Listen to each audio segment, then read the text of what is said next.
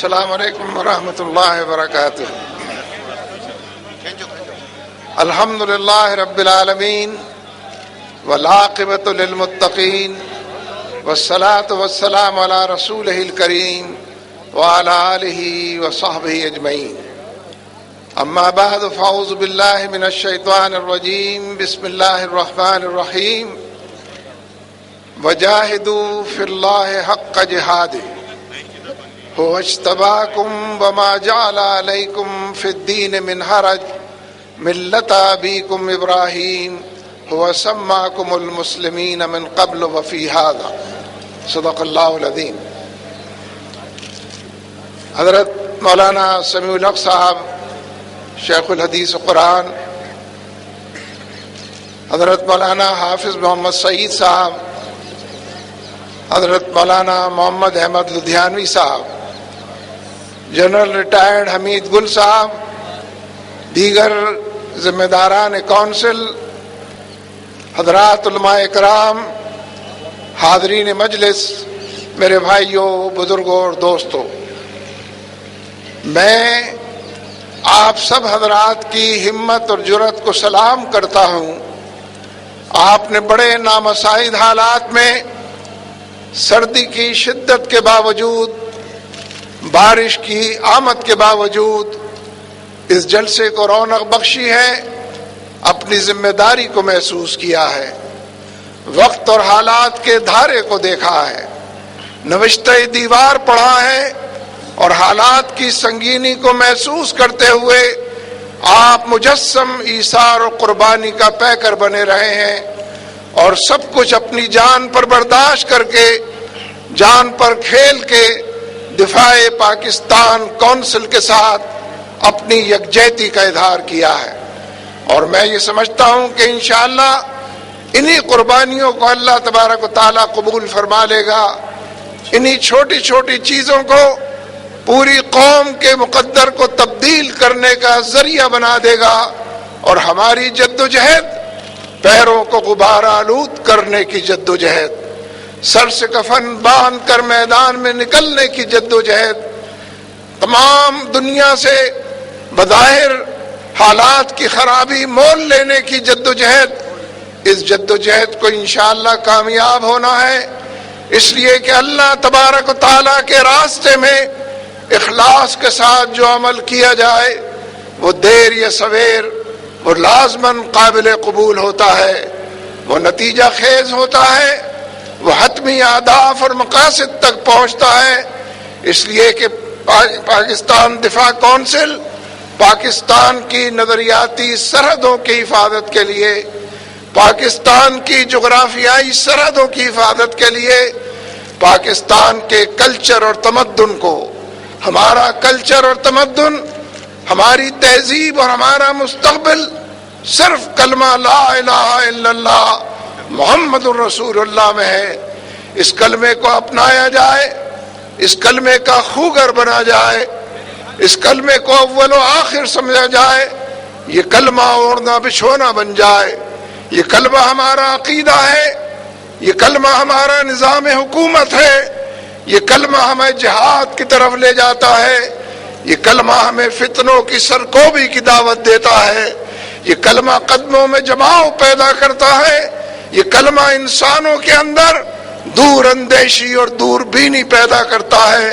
اس کلمے کے نتیجے میں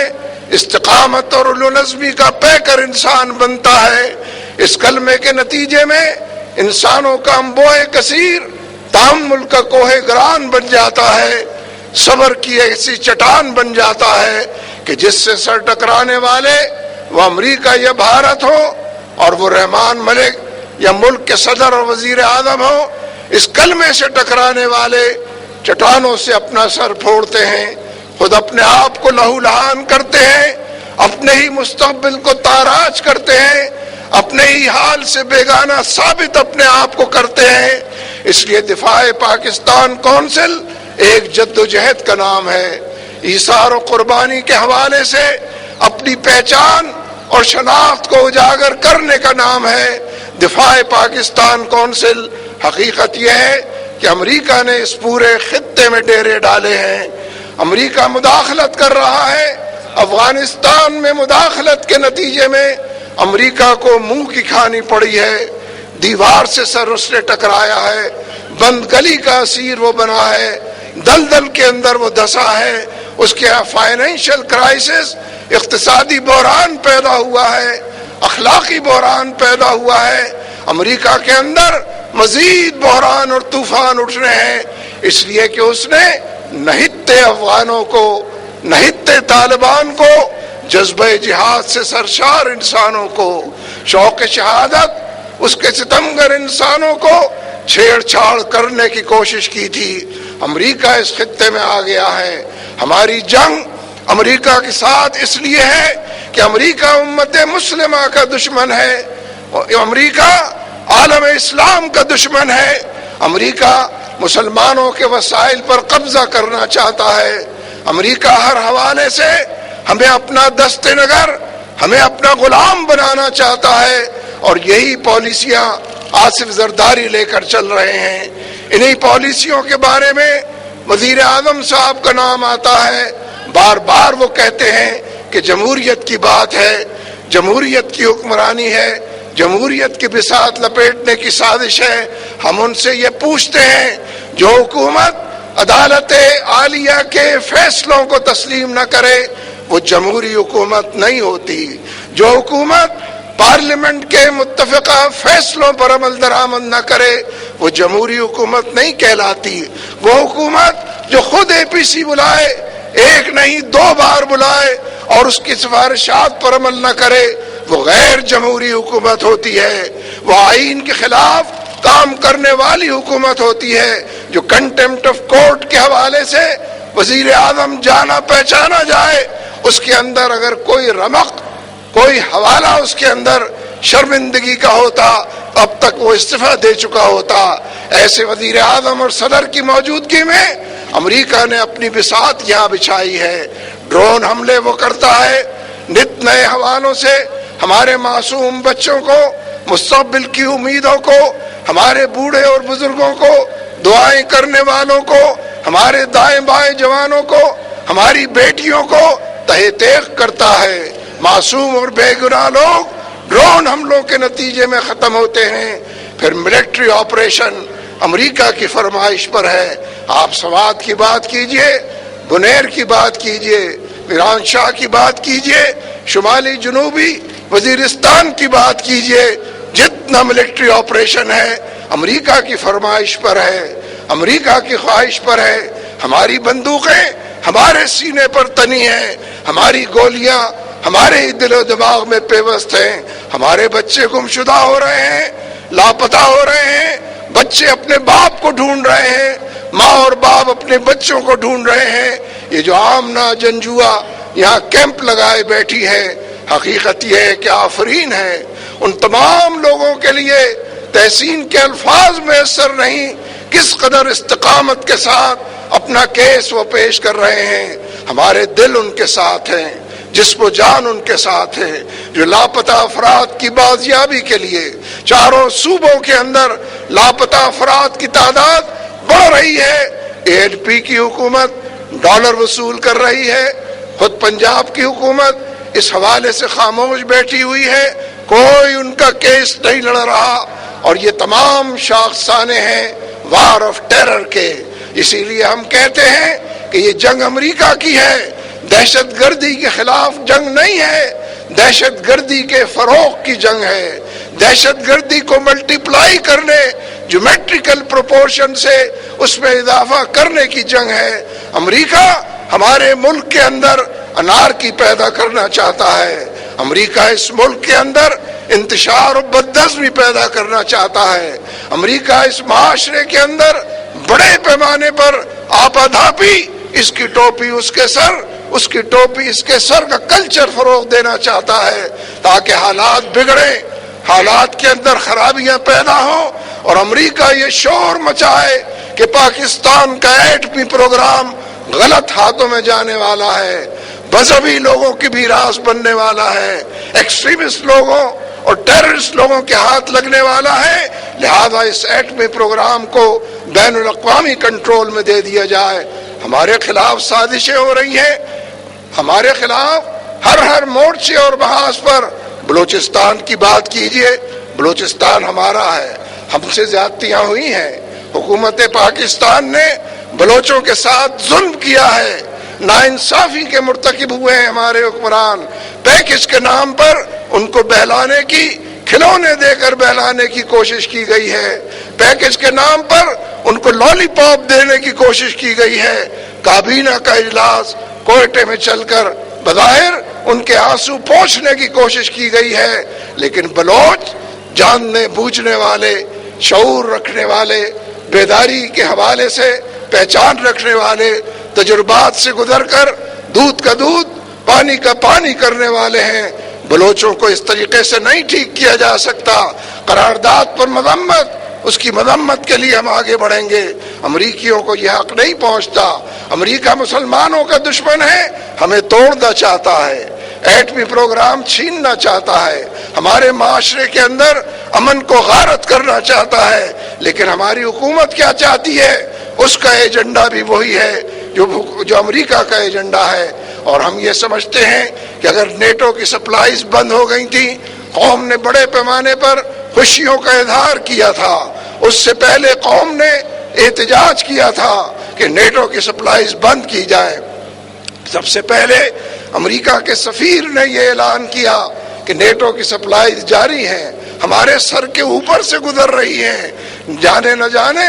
گل ہی نہ جانے وزیر داخلہ کو نہیں معلوم تھا کہ ہمارے سر کے اوپر سے نیٹو کی سپلائیز گزر رہی ہیں، ہماری ایئر اسپیس اور ہماری فضائی حدود کو پامال کیا جا رہا ہے، ہماری آزادی خود مختاری کا سودا کیا جا رہا ہے، اور قومی اسمبلی یا ہماری سینٹ یا پارلیمنٹ کے حوالے سے اگر پابندی لگی تھی تو اس پابندی کو فلاؤٹ کیا جا رہا ہے۔ پھر اس کے بعد خود ہمارے وزیر دفاع،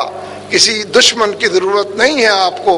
ہمارا دشمن تو ہمارا وزیر دفاع کافی ہے، کوئی اور دشمن کسی ہندو کو بلانے کی ضرورت نہیں ہے۔ وزیر دفاع نے اس بات کا اعلان کیا، کھل کر دو ٹوک انداز میں بیان کیا کہ انسانی ہمدردی کی بنیاد پر امریکہ کے لیے فوڈ اسٹف بھیجا جا رہا ہے، جس طرح امریکہ انسانی ہمدردی کی بنیاد پر ڈرون طیاروں سے حملے کرتا ہے، وزیر دفاع ٹک ٹک دیدم دم نہ کشیدم کی تصویر بنے رہتے ہیں۔ وزیر دفاع نے آج تک ڈرون حملوں پر احتجاج نہ کیا، انسانی بنیادوں پر بھی احتجاج نہ کیا۔ انسانی بنیادیں نہیں ہیں، امریکی بنیادیں ہیں، غلامی کی بنیادیں ہیں، امریکہ کے ساتھ چلنے، اسی کا ہو رہنے کی بنیادیں ہیں۔ مولانا سمیع الحق صاحب تشریف فرما ہے، انہوں نے اعلان کیا ہے کہ 27 فروری کو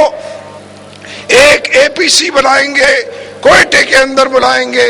بلوچوں کے ساتھ یکجہتی کے لیے، ان قدم ملا کر چلنے کے لیے، ان کے ویژن کو شیئر کرنے کے لیے، ان کی دور اندیشی سے فائدہ اٹھانے کے لیے، اور انہیں یقین دلانے کے لیے کہ پوری ملت اسلامیہ پاکستان دفاع پاکستان کونسل کے پلیٹ فارم سے ان کی ہم نوائی کرے گی۔ اگر وہاں کوئی ٹیڑھی ترچھی آوازیں اٹھتی ہیں، اگر وہاں کے حالات کے اندر کوئی بے تدبیری نظر آتی ہے، تو حقیقت یہ ہے کہ مظلوم کی داد رسی ہونی چاہیے، مظلوم کی آواز میں انگنت آوازیں سننے کو ملتی ہیں۔ اس لیے میرے دوستو، یہ جدوجہد جو آپ نے شروع کی ہے، یہ شروع کی ہے، ختم نہیں کی ہے، اس کے مختلف مراحل ہیں، مختلف حالات سے گزرنا ہے، جھنڈوں کو نیچے بھی کرنا ہے، جھنڈوں کو اونچا بھی کرنا ہے، نعرے نہیں لگانے، خاموش رہنا ہے، نعرے لگانے، زور سے نعرے بھی لگانے ہیں، سب کو مل جل کر چلنا ہے۔ اس لیے میرے دوستو، ایک لمبا سفر ہے، ایک لمبی کہانی آپ کو رقم کرنی ہے، تاریخ کا نیا باب آپ کو رقم کرنا ہے۔ آخری بات یہ کہنا چاہتا ہوں، ہمارے ملک کے بعض اخبار نویسوں کو یہ تکلیف ہے کہ ڈیفنس آف پاکستان کونسل کیوں بنی ہے، اس کی کیا ضرورت ہے۔ میں ان سے دستبستہ یہ درخواست کرتا ہوں کہ آپ یہ گلہ فوج سے کیوں نہیں کرتے کہ فوج کیوں بنی ہے؟ اس لیے کہ فوج ٹیکس لیتی ہے، ہمارے پیسوں پہ پلتی ہے، ایجنسیاں لوگوں کو اٹھاتی ہیں۔ مجھے بتائیے، خود کوئٹہ کے اندر چیچنس کو جن لوگوں نے قتل کیا تھا، اس وقت لوگوں نے کہا تھا کہ جنہوں نے قتل کیا ہے ویڈیو میں وہ آ گئے ہیں، ان کا کوئی کچھ نہیں بگاڑ سکے گا، اس لیے کہ وہ وردی والے لوگ ہیں، آج تک ان کا کوئی بگاڑ نہیں سکا ہے۔ یہ ایجنسیاں جو کچھ کر رہی ہیں روزانہ اس پر ادارے ہونے چاہیے۔ ڈیفنس آف پاکستان کونسل اگر جہاد کی بات کرتی ہے تو جہاد تو ہمارا ایمان ہے،